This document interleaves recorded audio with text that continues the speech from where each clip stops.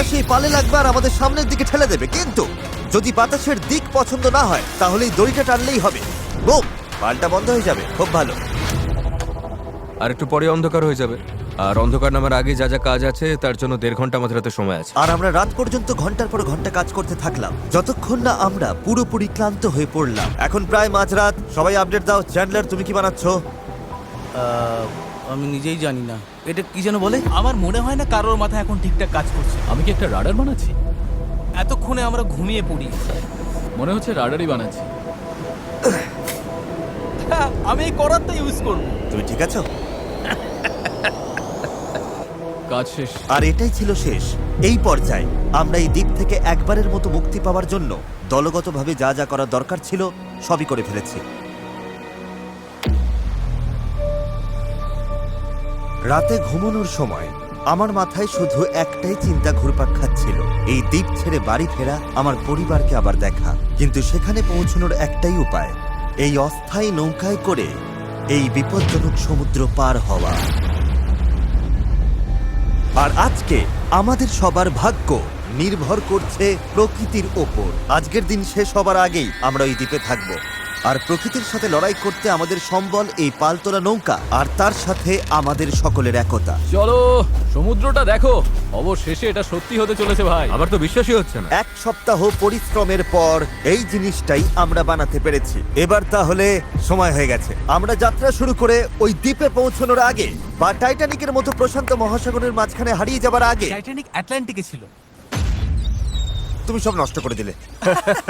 আমি ততক্ষণ তোমাদের টাইপলেস সম্পর্কে একটু বলি। এটা একটা স্মার্ট ভয়েস কিবোর্ড যা তোমার কথাকে সব অ্যাপে সুন্দরভাবে লেখায় পরিণত করে। আর যেহেতু আমরা হয়তো সমুদ্রে ডুবেও যেতে পারি, আমাদের তারেককে একটি মেসেজ পাঠানো উচিত। তারেক, আমরা একটা দ্বীপে যাওয়ার জন্য পাল তুলছি। যদি না পৌঁছাই, আই হেট ইউ। হ্যাঁ, এটাই। টাইপলেসকে ধন্যবাদ। এটা মেসেজটা অনুবাদ করে অপ্রয়োজনীয় শব্দগুলোকে বাদ দিচ্ছে আর বাক্যটা ঠিক করে দিচ্ছে। হ্যাঁ, ভালোই তো। আমি তো অনেক বাজে কথা বলি। তুমি করতেই পারো। তারেক, আমি চ্যান্ডলার বলছি। তুমি কোথায়? আমাদের তোমার সাহায্য দরকার ছিল। দেখলে সব আর বাড়তি শব্দ চলে গেছে। ও, সত্যি গেছে। আর পাংচুয়েশন একদম ঠিক। তারেক, আমি এখন টাইপলেস দিয়ে তোমাকে মেসেজ করছি। এটা iOS, অ্যান্ড্রয়েড, ম্যাক আর উইন্ডোজ সব প্ল্যাটফর্মে পাওয়া যায়। এটা অপ্রয়োজনীয় শব্দ বাদ দেয়, বাক্য ঠিক করে দেয়, আর টাইপিং 4 গুণ দ্রুত করে দেয়। এই কিউআর কোড স্ক্যান করো আর টাইপলেস দিয়ে টাইপিংকে বিদায় জানাও। ঠিক আছে, কে কে প্রস্তুত এই দ্বীপ থেকে বের হওয়ার জন্য? যখন ক্লান্ত হয়ে পড়বে তখন কি করবে? প্যাডলিং করব। আরো বেশি ক্লান্ত হলে তখন কি করবে? প্যাডলিং করব। যখন থামতে ইচ্ছে করবে তখন তোমরা কি করবে? প্যাডলিং করব। 3 বললে প্যাডেল বলবে। 1 2 3 প্যাডেল। আমার তো প্যাডেল নেই। এসে গেছে সেই মুহূর্ত। ঠিক আছে, এখন আর ফিরে যাবার উপায় নেই। যা করার এখনই করো, স্রোত ভালো আছে। ভাই স্রোত পুরো টেনে নিয়ে যাচ্ছে। প্যাডেল রেডি করো। গায়ের সব শক্তি দিয়ে প্যাডেল করো। চালাও চালাও চালাও, তাড়াতাড়ি, এটা পার হতে হবে। ডান দিকটা একটু বেশি আমি চালাও। করছি। ডান দিকটা বেশি চালাও। ভালো নোলান, নয়, তুমি এটা কিভাবে কাজ করছো? প্যাডেল করতে থাকো। হেইয়ো হেইয়ো হেইয়ো। শেষই হবে না। চলো, আমরা ওই দ্বীপে পৌঁছাবো, নয়তো মরবো। জোয়ার আমাদের সাহায্য করছে। আমরা ঠিক পৌঁছে যাব। একটা রিদম খুঁজে নাও, দেখবে আমরা তীরে পৌঁছে গেছি। কিন্তু এই স্রোত আমাদের বেশিক্ষণ সাহায্য করবে না, কারণ মাত্র কয়েক ঘন্টার মধ্যেই আমরা এই চ্যানেলে ঢুকবো যেখান থেকে স্রোত আমাদের সরাসরি গভীর সমুদ্রের দিকে নিয়ে যাওয়ার চেষ্টা করবে। তাই আমাদের এখন যা যা আছে সব ব্যবহার করে দ্বীপের যত কাছে সম্ভব পৌঁছতে হবে। পাল খুলে দাও, সাবধান। দেখা যাক বাতাস কাজে লাগে কিনা, আর পালে ভর করে দ্বীপে পৌঁছানো যায় কিনা। এই তো বন্ধুরা, পালে হাওয়া লেগেছে। হ্যাঁ, আমরা পাচ্ছি। এই তো ঘন্টায় 1.5 কিলোমিটার বেগে যাচ্ছি। ঘন্টায় 1.5 কিলোমিটার গতিতে আমাদের যেতে হবে। দেখো, আমরা কিন্তু সত্যি এগিয়ে যাচ্ছি।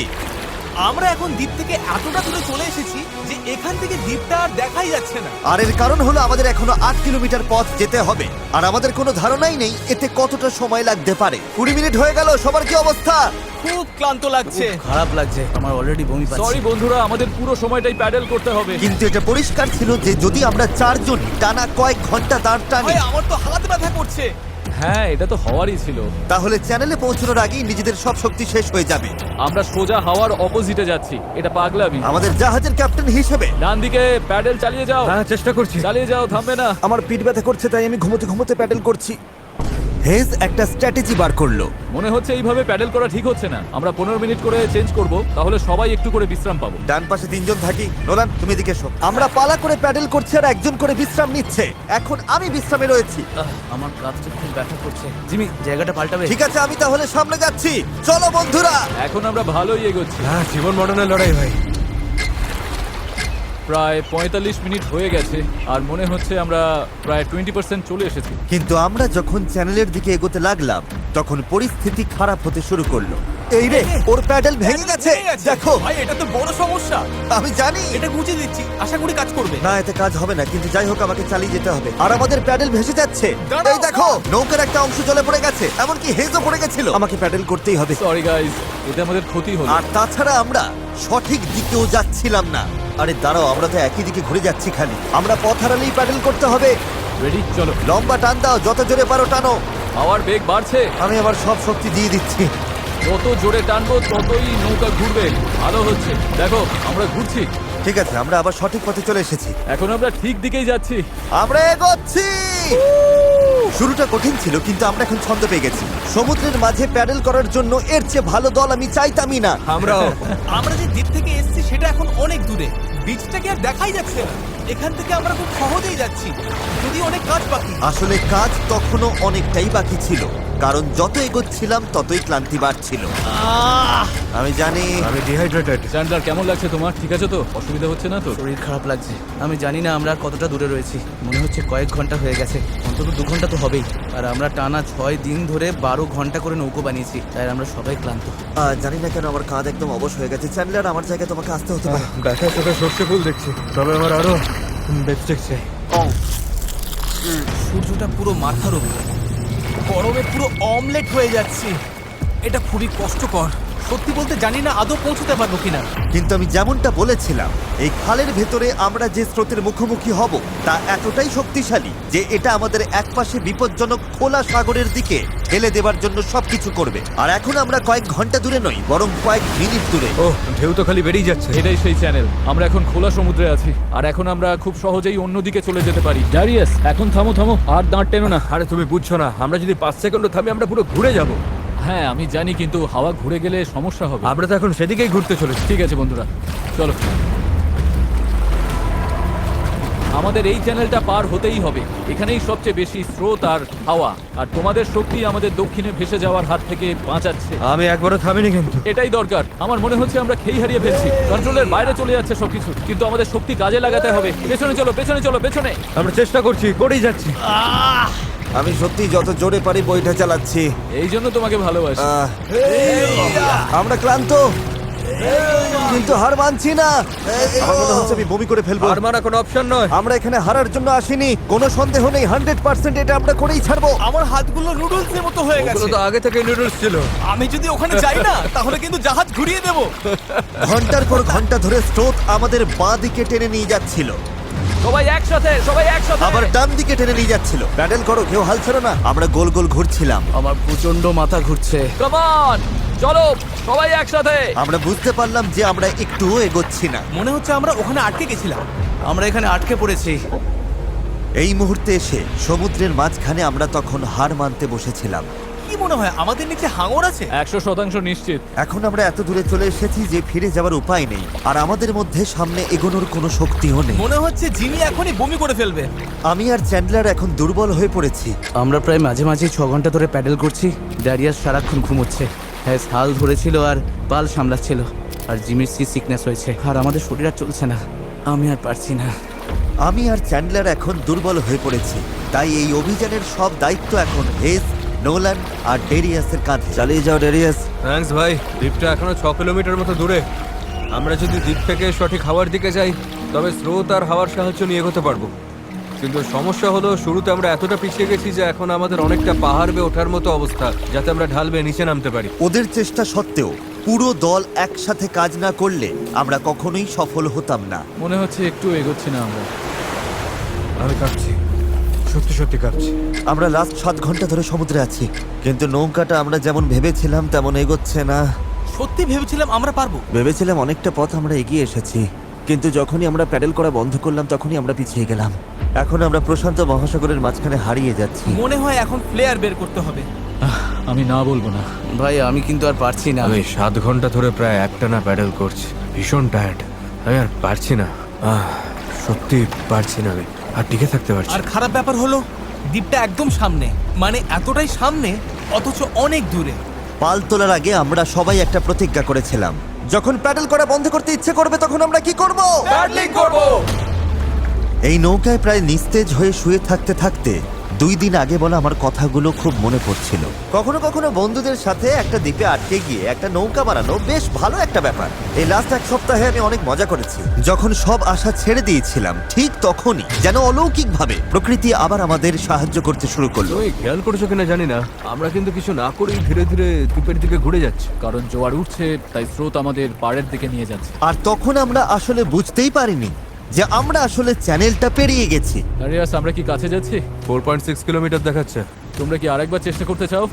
হ্যাঁ, করা উচিত। আমি জান লড়ি দেবো। আমি হয়তো হার মানার কথা বলতে পারি, কিন্তু যতক্ষণ না আমি ওটা করছি আমি কখনো হার মানবো না। ঠিক করলেই প্যাডেল। 1 2 3 প্যাডেল।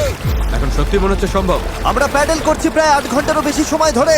আমাদের সবার সানবার্ন হয়েছে, আমরা ক্ষুধার্ত, শরীরে জলের অভাব, তবুও হার মানছি না। ঠিক আছে বন্ধুরা, আমরা 4 কিলোমিটার দূরে আছি। এভাবে চালিয়ে গেলে কিন্তু আমরা পৌঁছে যাব। এখন কি কারো মনে হচ্ছে আমরা পারবো না? নিশ্চয়ই পারবো। আমাদের আন্দাজ বলছে আর 1.5 কিলোমিটারের একটু বেশি বাকি রয়েছে। প্রায় পৌঁছে গেছি, ভালো লাগছে তো? হ্যাঁ, চালাও চালাও। 3.5 কিলোমিটার দেখাচ্ছিল রেডিয়াস, মনে আছে? অবশ্যই মনে আছে। এখন দেখাচ্ছে 1.5 কিলোমিটার। দেখো দ্বীপটা এখন কত কাছে। 1.4 এর পরে কি আছে জানো? 1.3, তারপরে কত? 1.1, আর তারপরে 0.9। আমরা প্রায় পৌঁছে গেছি, তাই আমি এখন খুব খুশি হয়েছি। ওই তো ডানা। আমাদের উত্তেজনাই আমাদের ভুল করাচ্ছিল, কারণ সামনে আরেকটা জোয়ার বদলের সময় আসছিল। জোয়ার বদলাতে আর মাত্র 20 মিনিট আছে, আমাদের সময় প্রায় শেষ। হাওয়া বা স্রোত ভুল হলে আমরা ইঞ্জিন থাকলেও কোনোভাবে ওই দ্বীপে পৌঁছতে পারবো না। এটাই শেষ সুযোগ বন্ধুরা, সবটুকু শক্তি ঢেলে দাও। আমরা প্রায় পৌঁছে গেছি, কিন্তু এখনই জীবন মরণের মুহূর্ত।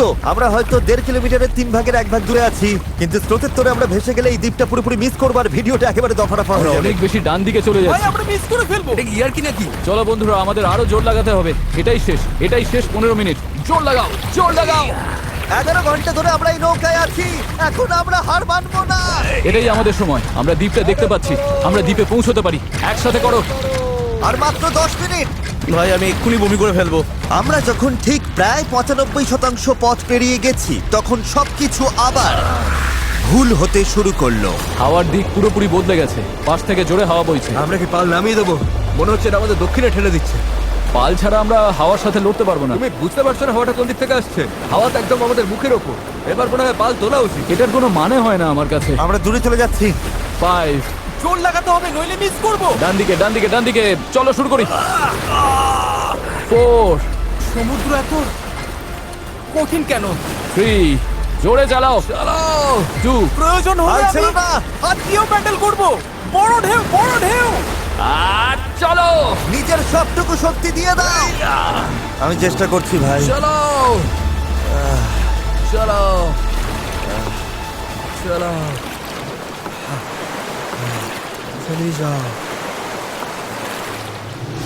আমার মনে হচ্ছে আমরা আর সামনে এগোচ্ছি না। আমারও তাই মনে হচ্ছে। জোয়ার বদলে গেছে, আর সেটা আমাদের টেনে বাইরে নিয়ে যাচ্ছে। যে স্রোত আমাদের পেছন থেকে ঠেলছিল, এখন সেটাই আমাদের বিরুদ্ধে কাজ করছে, আর আমরা কিছুই করতে পারছিলাম না। আমরা এতটা কাছে ছিলাম। আরো দূরে চলে যাচ্ছি। 0.8 কিলোমিটার দূরে চলে গেছে। আমরা সাঁতার কেটেও হয়তো পৌঁছে যেতে পারতাম। আমাদের সব আশা কি তাহলে শেষ? হ্যাঁ, শেষ। I am sorry guys. আমি বিশ্বাসই করতে পারছি না। আমরা ওই দ্বীপের খুব কাছে ছিলাম। আর এখন দূরে সরে যাচ্ছি, আর দেখছি যেখানে আমাদের যাওয়ার কথা সেটা হাত থেকে ফসকে যাচ্ছে। আমার কাঁদতে ইচ্ছে করছে, এত কিছু করলাম তবু পৌঁছতে পারলাম না। কিছু ভালো লাগছে না, প্রায় পেরে গিয়েছিলাম।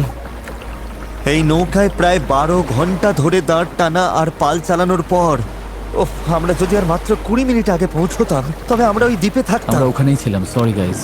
আমরা সবাই আরো ভালো করতে পারতাম। চলো ফ্লেয়ার ছড়ি। আমি এই জিনিসগুলোকে ভালোবাসি না। এটা এই চ্যানেলে এখনো পর্যন্ত আমার করা সবচেয়ে কঠিন চ্যালেঞ্জ ছিল, আর এতটা কাছে গিয়েও ব্যর্থ হওয়া, তাও স্রেফ শেষ 5% পথে জোয়ার বদলে যাওয়ার কারণে, এটা মেনে নেওয়া একদমই কঠিন। আমি জানি না আমি কি বলবো। আমি হারতে পছন্দ করি না, এই অনুভূতিটা আমার ভালো লাগছে না। আমার মনে হচ্ছে আমি তোমাদের হতাশ করছি। আমি সত্যি দুঃখিত। তাই আমি কথা দিচ্ছি, আমাদের পরবর্তী চ্যালেঞ্জ ভিডিওতে আমি আর হারবো না। আমি এখন এই হেলিকপ্টারে উঠবো, পরে দেখা হবে।